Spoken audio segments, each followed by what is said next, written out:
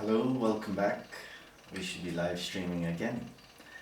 And we have a question. Why am I getting so mad for no reason? Can you help? That's it. That's the only information we have. So why am I getting mad for no reason? Can you help? Generally why we're getting mad for no reason is because we have something unresolved within ourselves. So initially, we'll explain it why and how, but you're angry at yourself. That's why you're getting mad. And why are you angry at yourself is what we'll look at. And if those align with what you believe in your life or see in your life, then you know you're on the right track. Okay, if not, dig deeper. We'll get into that. So, anger when we express anger, it's because we are uncomfortable with something around us, or something has triggered us. That is, and we respond, and that is why we get mad. We respond with anger. So how do you stop responding with anger? You remove everything that you don't want that causes you anger. You have to remove it from you. Now, you can't remove everything. For example, if you turn around and say, okay, I'm going to, people make me angry, I'm going to remove people. No, it doesn't work like that. You've got to live with society. Remove yourself from society if you need to. Go on hikes, live in villages where it's more peaceful. That's up to you. You make the change. This is about you, not changing society. So we change what and who we are accordingly. Anybody here? Hello, live chat available. I'm looking at the live chat there. So when it comes to anger management, you must remove those things. Now, the things you cannot remove, let's have a little deeper look into that. So there are obviously people, fine, you can maybe shut yourself away a little bit, but what if it's people that are always around you? That means you need to make more time for yourself, enjoying your own company, but maybe you do, but you need more of it. You need to figure out how then. Maybe you need chunks of it. Maybe you need to create. Maybe you're lacking something. Maybe you want to do something. Your childhood, let's say, dreams, fantasies about creating and doing something stopped somewhere. You need to go back and find out what that is. You were sent here to create. So generally, if we're angry, we're not creating something. When we're creating in a flow of creation, we've got nothing to be angry about because we're here. We need to do this. If you are getting angry, it's because you're not doing what you want to do, what you need to do. You're not in that position. Say you want to, learn a new skill and something is stopping you. Whatever it is, whether it's you stopping yourself, whether it's somebody actually physically stopping you, whether it's someone mentally stopping you, whether you don't have noise of the equipment, whatever it is, any of these things stopping you can make you angry. So you have to slowly try and gently push them away.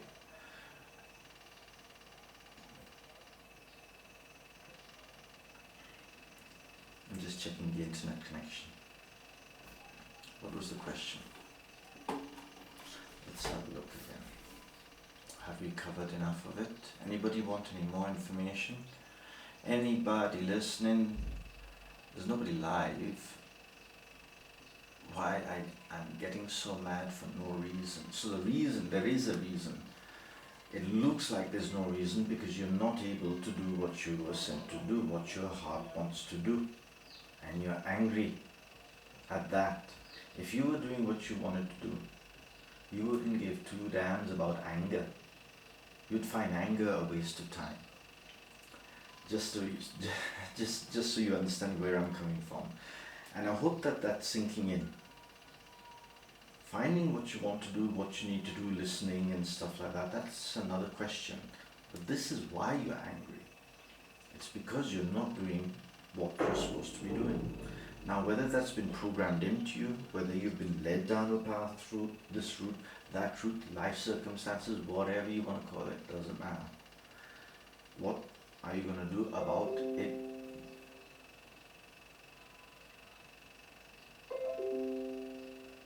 You should be back. What are you going to do about that? That's where you need to direct your anger. The things that are stopping you. Anger. Okay, this is my problem. Anger. Put angry brain on. How to resolve problem. Give me solution. Get angry brain to do it for you. Get your ego to do it for you. Give him something to do. Tell him, dude, you sort that out. It's your problem. And you get your brain, your anger, or whatever it is, directed there. So whenever you feel angry, tell it, fine, you're angry, first solve this. This is where I am in my path, in my journey. You solve that and then we'll continue the anger. If still angry, you be angry if you want to. Angry doesn't mean that you have to demonstrate it. It doesn't mean that you have to do anything about it. You can sit down quietly and be angry. I'm angry.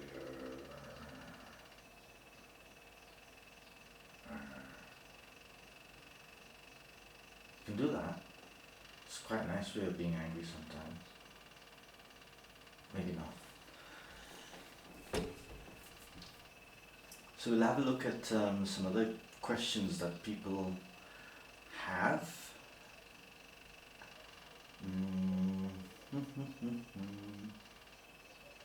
Is it true that everything happens for a reason and nothing is random in life? How do we determine this? Try it. But it won't be proof. You can try it, but it won't be proof. So how do you try it? Try something unique. Just suddenly do something. Was that you in control? But it's not going to be proof. It's not. It's not one. It's one of those things where we're not supposed to know that. You can't know that.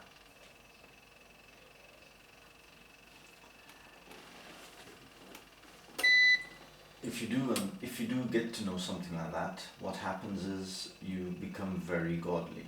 You may not even exist on this plane, so you're not in the human realm anymore. So you can know it, but you gotta go deep in your meditation. That's a long, long way off.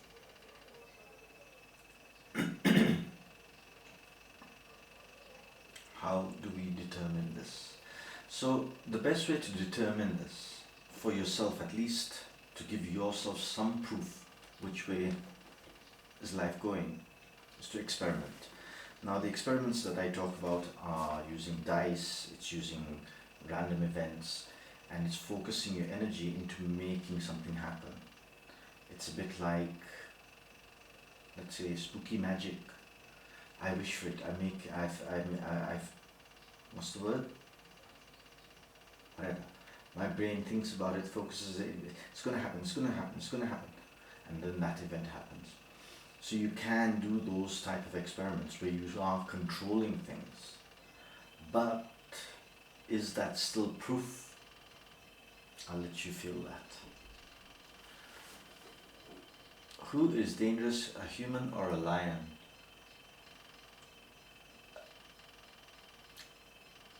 I don't know how to answer that question. They're both dangerous. Depends on the situation. What are some reasons for the mistreatment? No.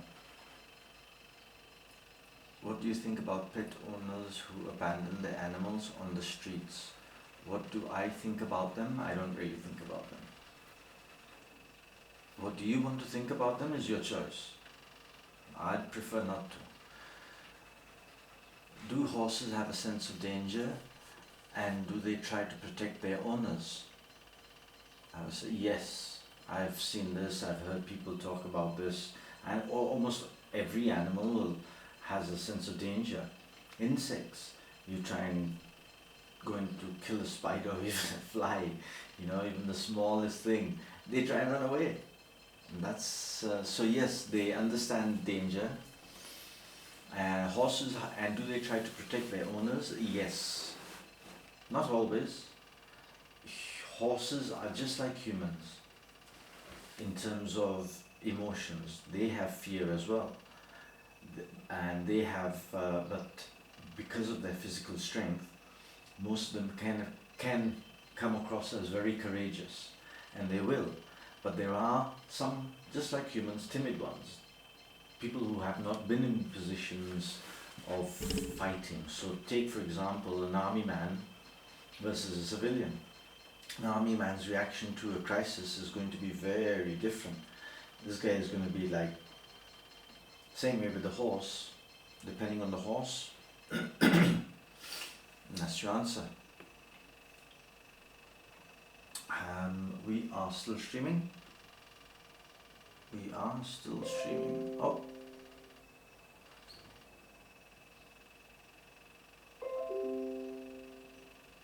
And then we lost connection and we have reconnected. Okay, let's see if there's anything more. Do you believe that horse racing is a sport that the horses truly do enjoy? Or do you feel it is more often extreme and pushing it? This one's a tough one. It's a bit like, let's say, it's a bit like boxing, or a bit like running. It's a bit like sport. If sometimes we enjoy it, sometimes we don't. And horses are the same. Some of them will enjoy it, and some of them won't. The problem is we don't know which one is being forced into it. So in normal sports, like for humans, for us, we are generally allowed to choose if we want to do it. So in school, everybody does it, unless you get a written note or this or that, whatever it is. So you can be exempt from it. Horses, on the other hand, don't have that exemption. So although I would say on the majority, they probably are bred and do enjoy it, I can't say for all of them.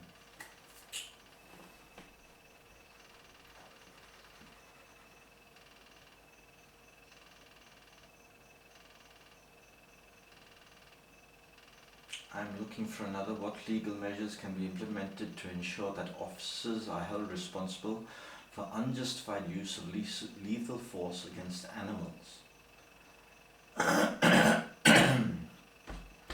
Excuse me. I've put the microphone all the way there, haven't I? And is it picking up? It is picking up. Okay, we're going to bring the microphone closer. I apologize.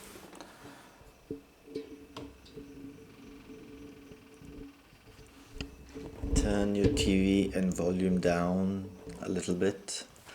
We should be clearer now.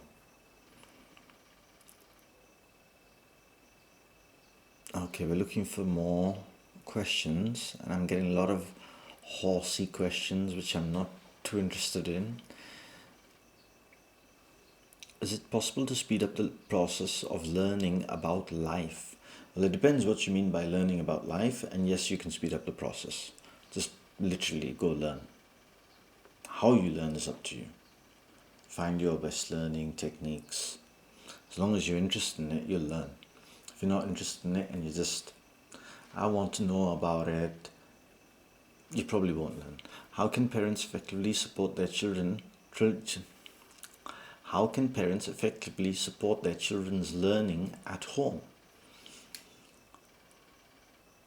Children learn from you.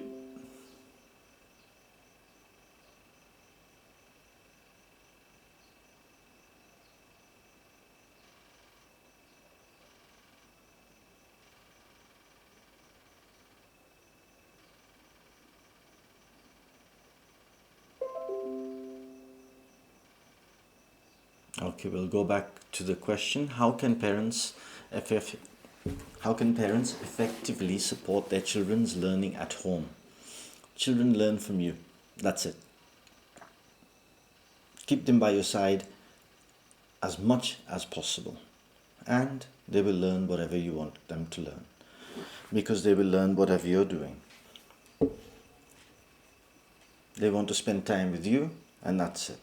And if it's family time, it's family time. If it's your car repair time, come here kid, it's car repair time. They will learn.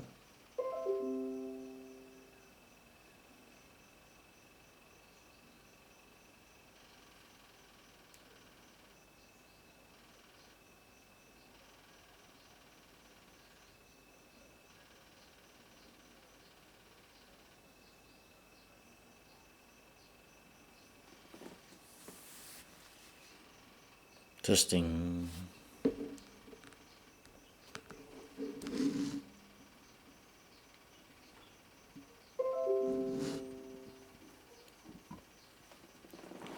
Thank you. Welcome back again. How can parents effectively support the children? So that's what happens. The children's learning. You want them to learn who you are, what your values are as a family. You don't want them to learn everything else from anybody else. So as soon as your child is with you and you have time with your child, you sit with them. Let them sit with you.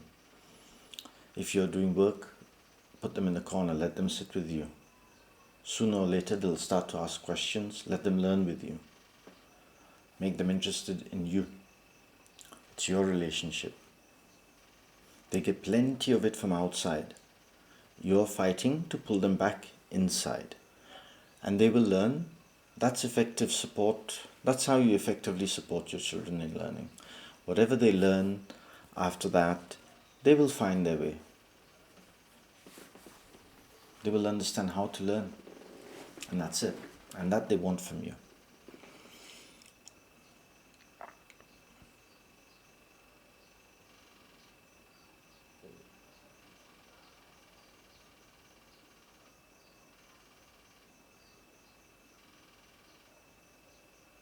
So this is an interesting one. Can you describe to a 6-year-old what you do in life? I would say, for me, I have chosen a path of I would like to make the world a better place.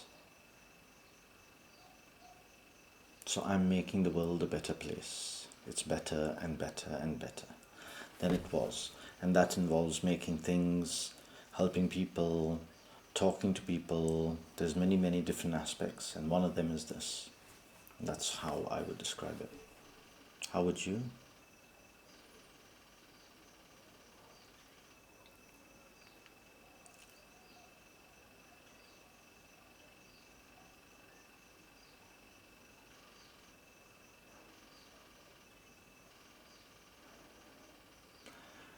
When will parents realize when they're invited to a dinner party not to bring their kids? Why should they realize it? Just tell them. If you can't communicate something like that, um, you got to make it clear that look, it's this type of party or that type of party. And if the person still can't do it and they keep bringing their kids, because some people really can't and they really, really still want to be there. But if it's that type of party, then you gotta maybe not invite them. Invite somebody else. Go for it. Why does God make bad people just to test us? Okay, God doesn't make bad people to test you. There's no test. It's your own test. You are testing yourself. You are in a situation because you are who you are or where you are cosmically. You are evolving. This life is one of many, many lives. Thousands, millions, you could call it. There's no time, there's no test, there is just experience. If you feel it's a test to you and it's too much of a test, remove the test.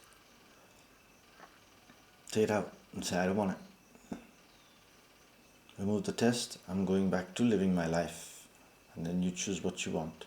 But if you haven't been choosing what you want in life and going for it, then it seems like you'll be sent on the wrong path, and those seem like tests. But they're not tests. They're not for you to pass. They're obstacles in your way, and the obstacle is there. Now you can either go through the obstacle, or you can say, hang on, I don't want that obstacle. I'm doing 360, I'm going that way. You can take your obstacle. And whatever obstacle I've created in my mind, I'm slowly taking them, and those that I can just, you can, I'm sure you can pick like 10 of them that you could wipe out instantly.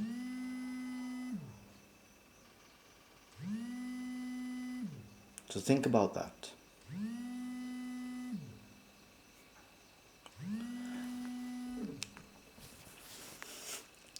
Okay. So there's no God make bad people, and there is no good and bad in the sense of a God's point of view. Okay. Yes, there is good and bad amongst me and amongst us humankind, of course. But in one lifetime you will be good, in another lifetime you will be bad. There are things that you've done.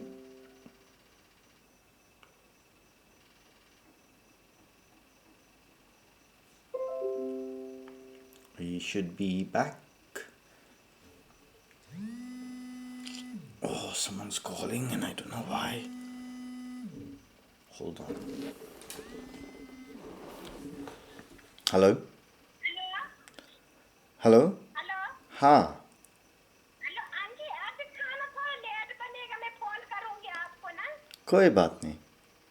Aunty थोड़ा late अभी मैं जा रही हूँ कहीं ना थोड़ा late बनेगा तो मैं फोन करूंगी तब आना आप ना ठीक है. परफेक्ट है. परफेक्ट. Thank you. ठीक है जी ठीक है Okay. Okay. Bye bye.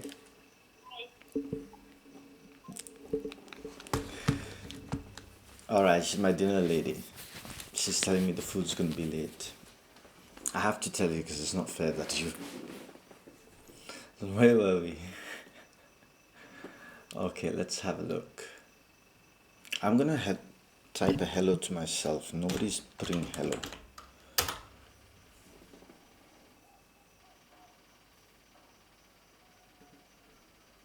So why does God make bad people? They're not bad with a blah. Cosmically, no.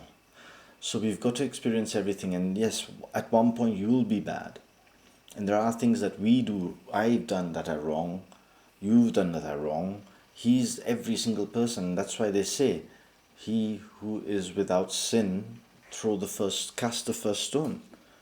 We're all with sin, regardless. You might say some sin is worse, some sin is so and so. Well, why are you sinning in the first place? Because you are put in a position that you thought you would sin this much to get out of it or to do it, whatever it is. And the same way he was put in a position, and others will be, and at some point you might be put here, there, and you end up sinning. Whether it's a lie or this. And when it comes to life and death situations, the sin looks scarier, but it's still the same thing, in a way. It's just that they were put in a situation that you don't want to be in. Most people don't want to be in those situations. They're like cuckoos. Cuckoo situation. So let's continue. Are we still uploading? Hello? Hello, anybody home?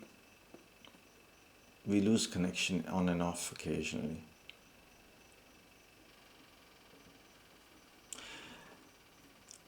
What can be done when you feel lost in life? It's a big one. This one is a big one. So your loss in life is because you have not achieved or you have not created what you believe you should be creating in life. And you may be even further gone where you didn't even realize you had the choice. So it's a restart of things. So when you're lost in life, what do?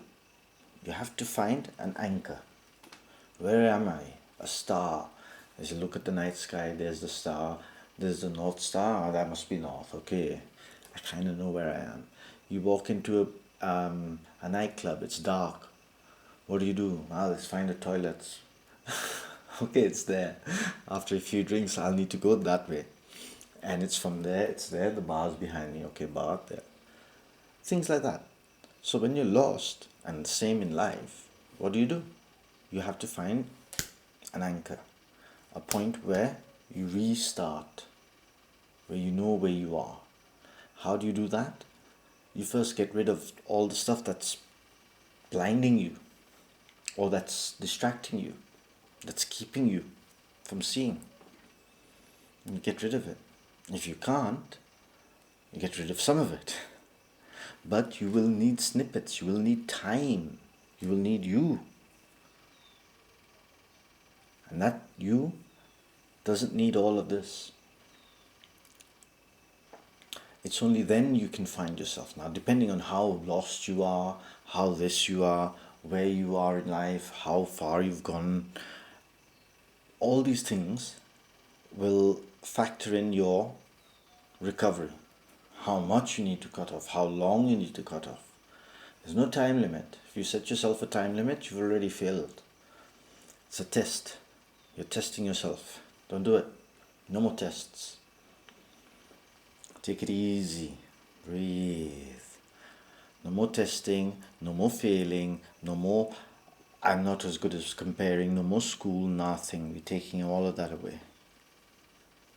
And as you break those chains down, you're able to give yourself the time to even look.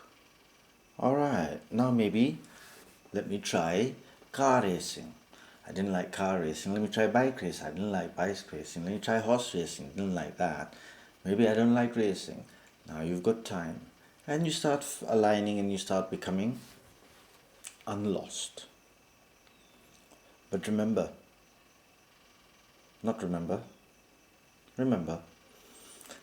lost, there are two versions of it. One is, I lost myself a long time ago and I gave up. I didn't really do anything much. Or I'm feeling lost in...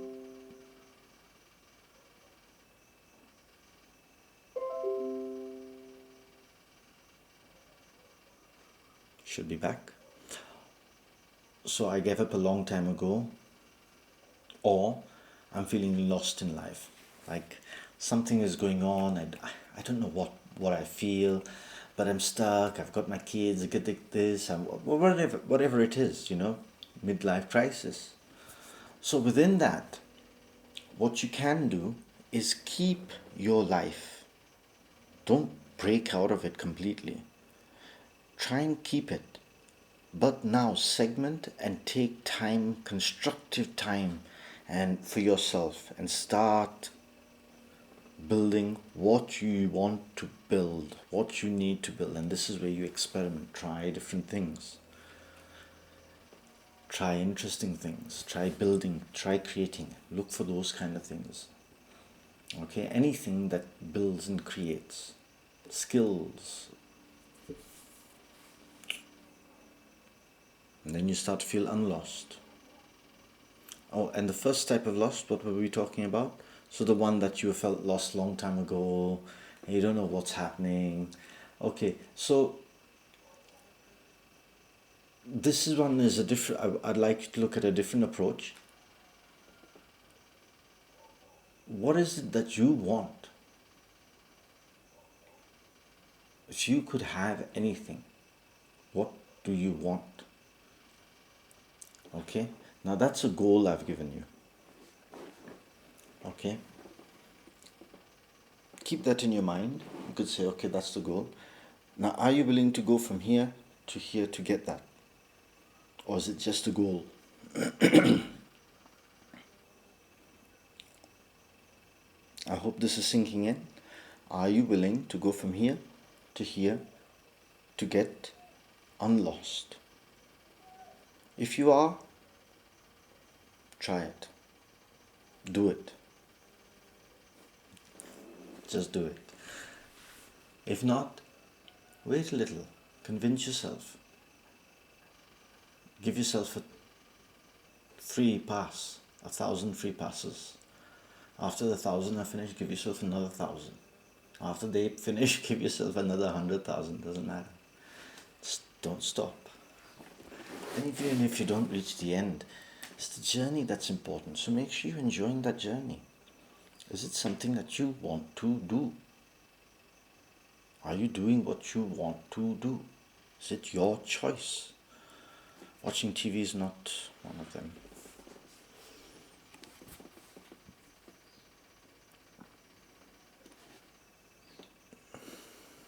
How do I know what to become in the future?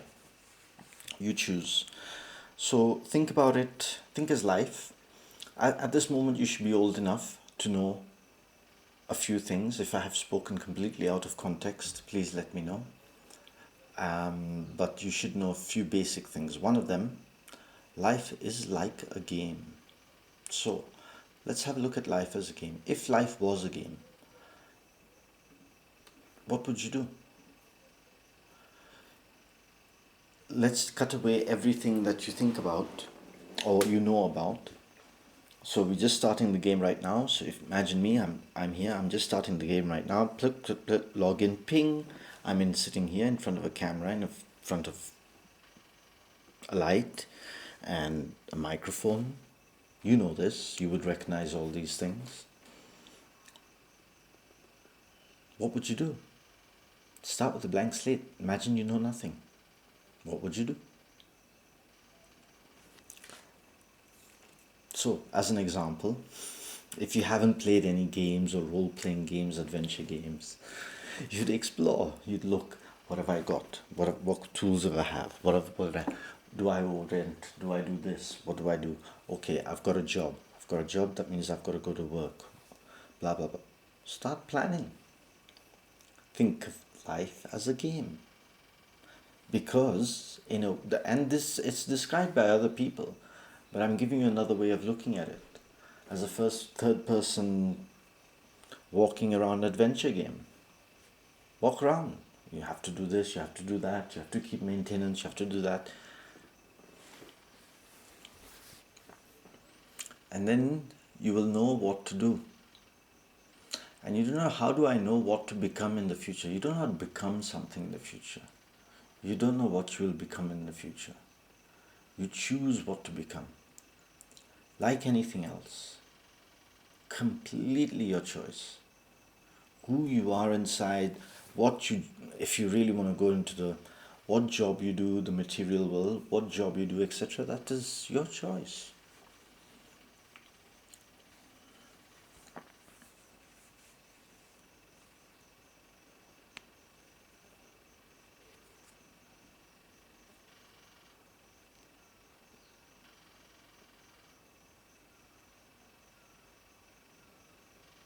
Is it true that without religion, life has no value, morals, or meaning? Okay, no. I mean, that is too much of an extreme.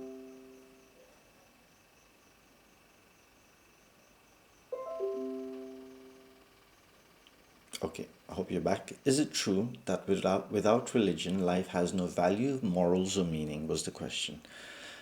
Look, when that is too extreme to say it has no value, no morals, no meaning. It has. It has all of it.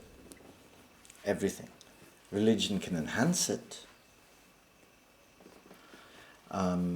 It also can destroy it. It can do anything it wants to. Just like people. Religion. So this question maybe there's a confusion. So we've got God, we've got religion. We've got God who says, this is your religion, you follow it. Okay? You can remove this and still have God. And still have value, morals, and meaning. You can remove God and still have value, morals, and meaning. Okay? It doesn't matter. Value, morals, and meaning comes from you and only you. And nobody else feels it. Nobody else gives a damn about your value, morals, and feelings. I mean, they may care, obviously, they care, your close family, they care about it, but they can't experience it. So you have to give 100% to it, no matter what. And that's it. They've got their own values, morals to deal with, their own energy. You've got yours. And as soon as you give up that, you give up your will, your choice. Don't do that anyway. Religion, what is religion? It is a way of life backed by a whole system of, I don't know, money and rituals and all kinds of cultural, there's some culture as well. Although culture and religion, they overlap, they're not completely together. They just overlap in certain things. Why have religion? That's up to people.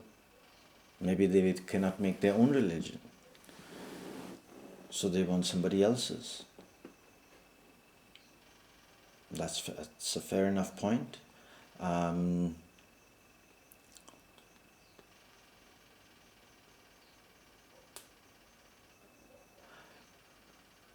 The way human beings are, religion might be a necessity. Now, can you teach values? You can teach exactly the same values. So, as an example, if you tell a moral story about the cat and the wolf and they did this and that, blah, blah, blah, would the child learn the same moral reading that from a book and reading that from a religious book? Because the religious books have morals too. They teach us a lot. But where do we teach? Where do we get that information, those morals? That begins at home. That begins where the children are in the classroom. Those where the deep morals are. So even, because have a look at it, we get people who are religious and some of them are bad, some of them are good, some of them are medium. Every spectrum. So religion doesn't give you values, morals or meaning. You still create that. You might use religion to do that for you. Nothing bad with that. It's a bit of a shortcut as well. For some people, great. And there's nothing wrong with that. So you can use it, but careful how you interpret it. And make sure you're interpreting it. Don't leave it to somebody else to interpret. If somebody else does the interpretation, then how do you know what you're reading is correct? That's all.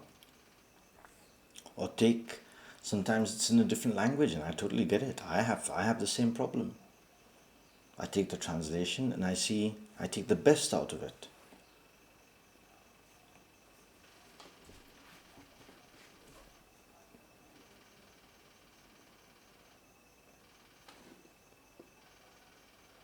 Is it morally acceptable to end a relationship because of a partner's illness that may potentially shorten their life?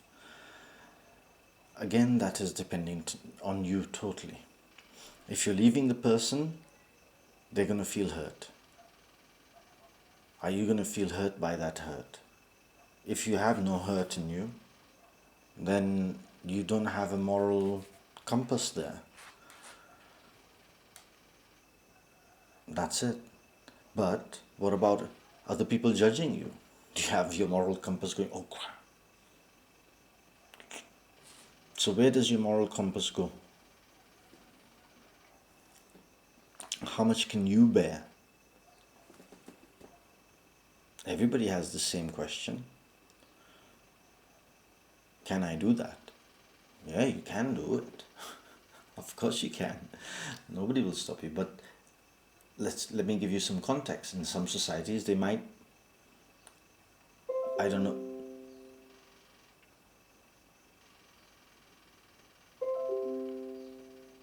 In some societies or cultures, that might be a death penalty. In others, it'll be like, hey, it's okay. So there's cultural, there's other things morally. Acceptable, it's your own morals. If you want my opinion, no. It's not very morally acceptable because that person now needs you, depends on you. And from my point of view, I would feel hurt. That's why it's morally unacceptable for me. I would feel hurt doing it to someone, especially in their last moments.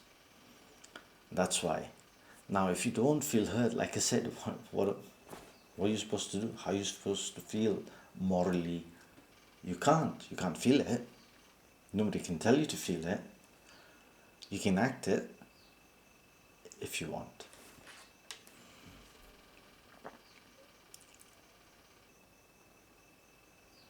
What are some ways for doctors to discuss religion and spirituality with patients without causing offense? Okay, first of all, offense is not, it's not simply somebody causing it. Somebody can cause you offense. They can say something bad to you. Like, let's take a real, like this situation, doctor. If it's a doctor and he's caused you offense, say thank you very much and walk away. That's it. Don't discuss it anymore. Don't discuss with them anymore. But there's no need to hold on to the offense. There's no need to make anything out of the offense. That is different. And that is your choice. Okay? So, what are some ways for doctors to discuss religion and spirituality with patients without causing offense? Now, I assume that this person may be a doctor and they'd like to discuss religion and spirituality. Well, find out what the person's religious views are and spiritual views are and see and take the topic from there. But be open-minded. There's no conversion. You're not here to convert them. You're here might be to learn from them. Are you open-minded enough? Okay.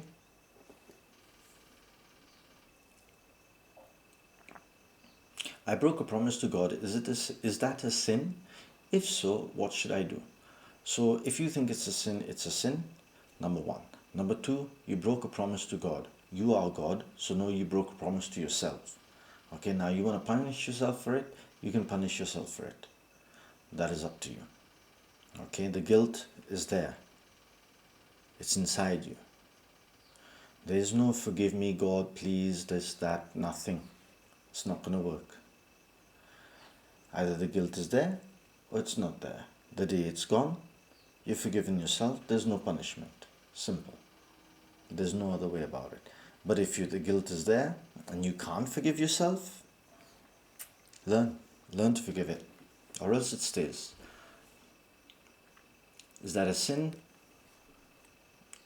You choose.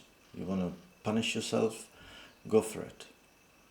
They call those people, some people, I don't know, isn't there a word for people who punish themselves? Who knows? What are the beliefs of the Bible?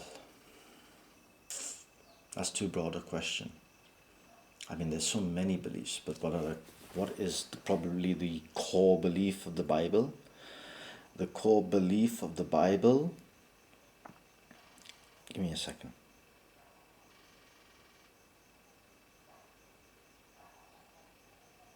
Is to see other people like as you would see yourself.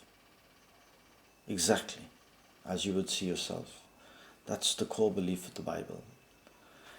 How we perceive other people is how we treat other people. Now, if everybody perceived other people like we see ourselves in a mirror, we're not going to ever slap that person. We're not going to ever stab that person.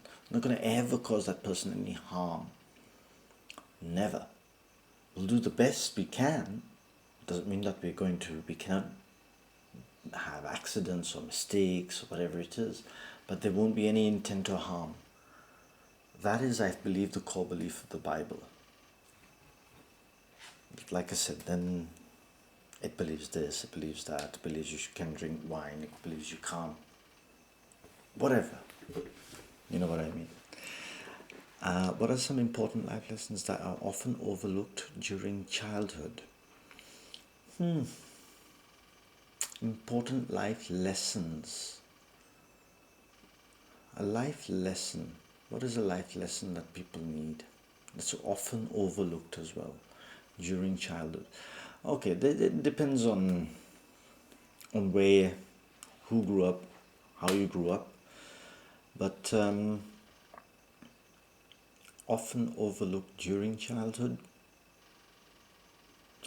Probably the key to that is the freedom of expression and thought and individuality. We take that away from our children quite early, and it's done very cunningly so that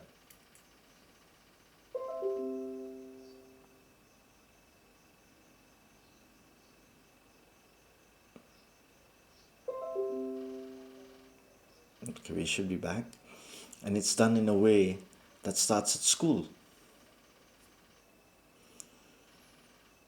And next thing you know, the child doesn't learn that life lesson that they are an individual, that they can do what they want, and they look and do what everybody else wants.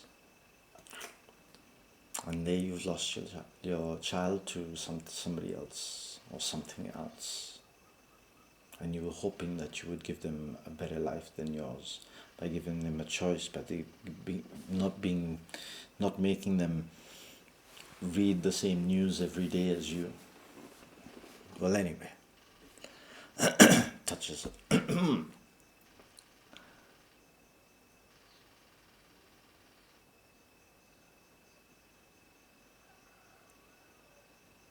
How can one reflect on their life without regretting made decisions in childhood?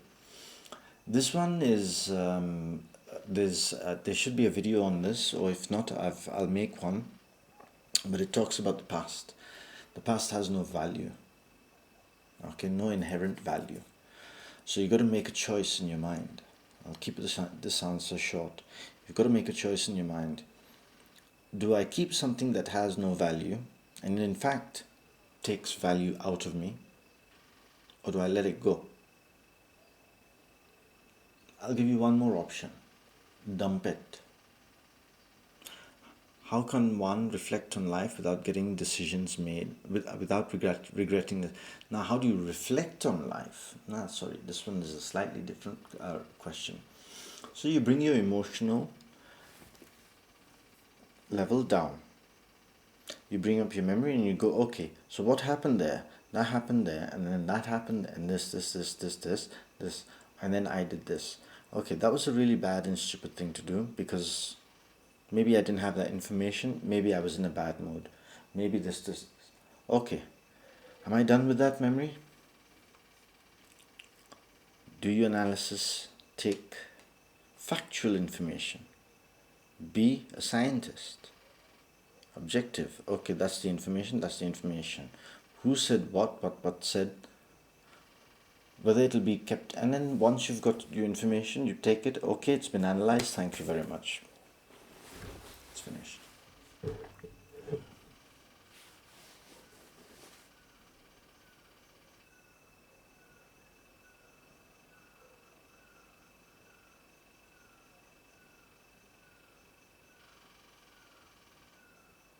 I have really mixed feelings about this, but how do I tell if I'm in an abusive relationship? Okay, if you're asking that question, there's a good chance that you might be. There's a good chance that you're not. Okay. But if you're asking the question, abusive means something where you're not feeling comfortable.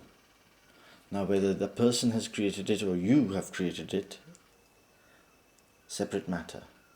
That's not what we're discussing.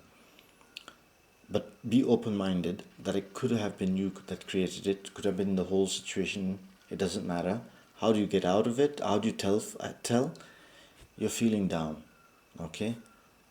Now, physical abuse, easy to see, easy to tell. Mental abuse, harder to see, even harder to tell. But if you don't feel good every day, happy every day, or at least joyous, and if you're feeling down every day, something is causing that. Now, whether that's abuse from somebody else or your own feelings that you've put in there and you feel that you're being abused now, you got to figure that out. It might be you. I always say it's always us who has put us in a situation, or who lives with the situation or doesn't do it. It's our choice.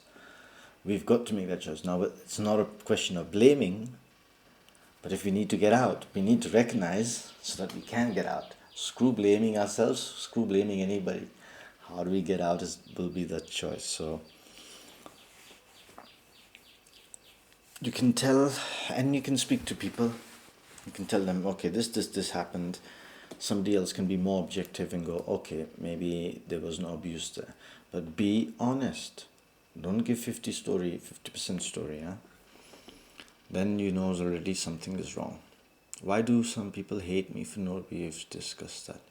I think that's enough for today. I have no idea how long we've been on. I hope it's been recording fully. Thank you very much. It's been very good. Bye-bye.